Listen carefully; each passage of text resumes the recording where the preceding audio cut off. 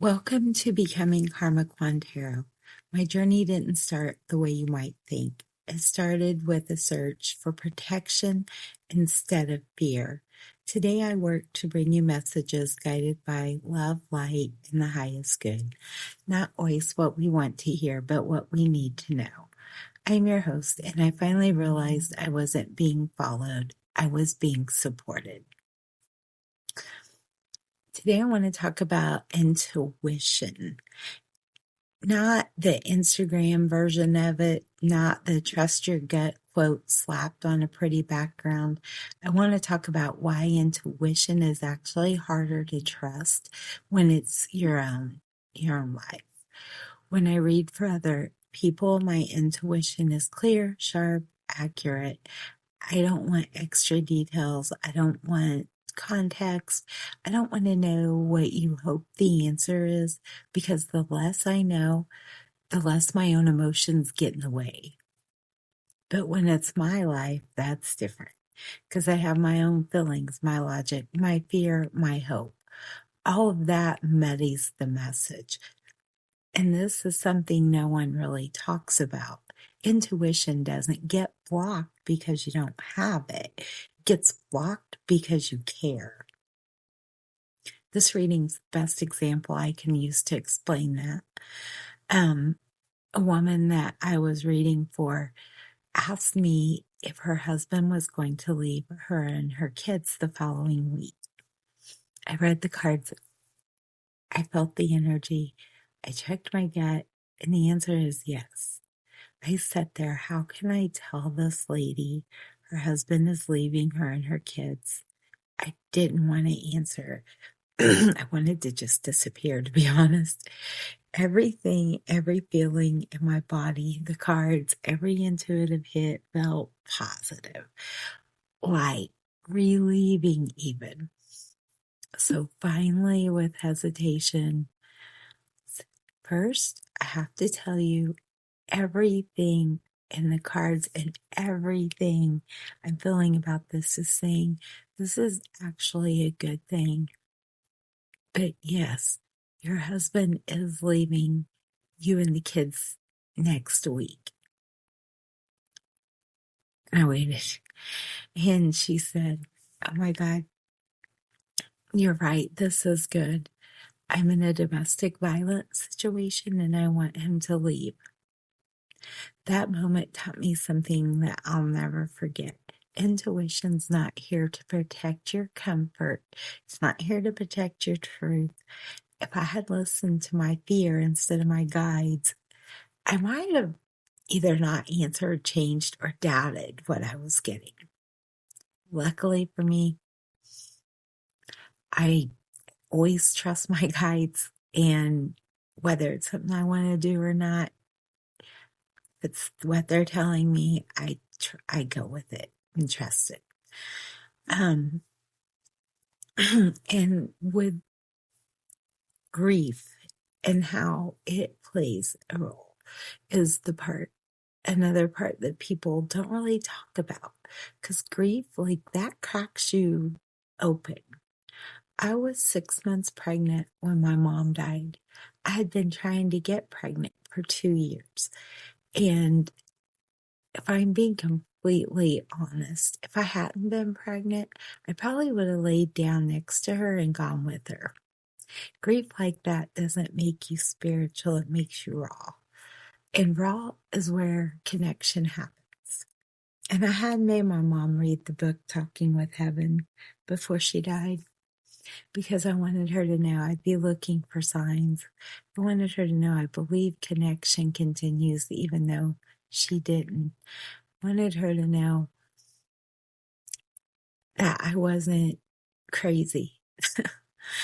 She was going to find out soon enough.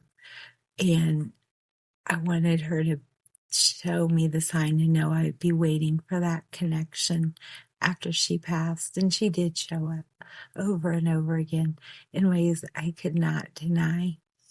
No one believes me. They think I'm crazy. They think it's evil. I get told that I'm working for the devil. None of it is true. Not one single part of it. I understand being left alone to fight demons, real or emotional, by yourself. To be able to get those messages and give them is so amazing. It's one of the greatest gifts to have.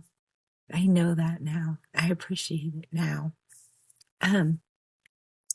There's another truth I need to say out loud here, and it's uncomfortable but real. People don't value what they get for free, not because it isn't powerful, but because there's no exchange to anchor it. Energy is sacred, and because it is, it requires exchange. Every reading, every message, every time I sit with someone, energy moves. For a long time, I believed that if I just gave enough, if I helped enough, if I made everything free, the universe would figure it out for me. I honestly thought if I help people through grief, trauma, fear, confusion, they'll support the work somehow. Maybe they would share my posts. Maybe they would share my shop with their friends or go buy a candle. Maybe they would come back when they were ready. But here's the truth I had to face. A lot of people just take their answer and run without even a thank you. They take the energy, take the clarity, take the relief, and disappear. That doesn't make them bad people, but it does make the system unsustainable. Because when energy flows one way, it drains the healer, and a drained healer helps no one. I had lost my shop or had to close it in TikTok, and I lost the container that I thought would support this work for me. TikTok then stopped sharing my live stream. Even those looking for me and waiting for me to go live were never notified I was live. I believe everything happens for a reason, and because I'm stubborn, I think I left the universe no other way to get my attention to tell me I was in the wrong place. This was not the path I was supposed to be on. How do I do what I'm being called to do and still survive doing it? This work isn't light. It's grief, it's trauma, it's spirit showing up. It's people on the edge, scared, desperate sometimes, and hurting. And I cannot keep pouring my soul into a void. This isn't about greed. It isn't about money. This is about respecting your energy. And not only is it when I'm reading, does that take energy?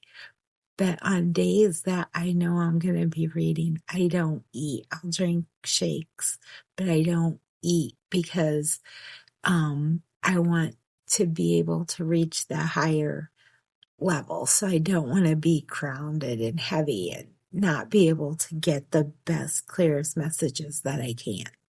So I have to monitor my life around those readings as well. It's not just the 2 or 3 hours that I'm doing the readings, that I'm actually getting ready for those readings. So I believe that I was in the wrong place and that I was willing to invest time, presence, effort, and just wanted a small energetic commitment. But whatever I give them in a reading will never stick if they don't put the work in themselves. Healing requires participation. And I need to say this clearly. If you want guidance but refuse responsibility, clarity with no effort, connection with no exchange, then the reading will never be enough. That's not the rejection, that's the truth. So now I build containers, not walls. Spaces where energy flows both ways, where the work has weight and grounding. I'm still here to help, still here for grief, still here for sacred moments, still here for the ones who feel haunted, lost, or broken. But I'm no longer here to be emptied. So why intuition feels clearer with others, this is why grief opens the veil. This is why fear distorts messages. This is why people don't need me forever. They need to learn to listen. And that's why readings alone are never the whole answer. Sometimes the real question isn't, does this person love me? It's, am I in the right place to receive love? Here's the thing I need you to understand as well. Energy is where you are right now. It's not fixed. It can shift tomorrow, in a few hours, or the moment doubt takes over. That's why I will almost never give you a flat yes or no answer, because something can be aligned and still be delayed. Something can be meant for you and still require movement. And sometimes the message isn't, this will happen, but your doubt will slow it down. So when I tell someone, be careful not to doubt this, or it's not showing yet, but here's what you need to do, that's not avoidance, that's honesty. This is always why I don't just give answers, I give tools. If you want something to change, you can't stay wrapped up in the emotion all day, every day. That's why I talk about intention setting. And do not think about it. Keep your vibration high and steady. And things like the 369 method, not as magic tricks, but as ways to keep you out of your own head, out of your own feelings. Again, energy is an exchange. When I read for someone, energy moves, clarity moves, relief moves. But if someone takes the answer, feels better for a moment, and does nothing with it, nothing anchors. The exchange doesn't mean money, it means participation. If you're not willing to do the work, and even the smallest parts, the outcome won't change. Not because you're wrong, but because energy responds to engagement. My job isn't to make you dependent on me. My job is to show you how to work with energy so you don't need me. That's where the real exchange happens. I'm no longer reacting to what I lived through. I'm listening to what I'm being guided towards.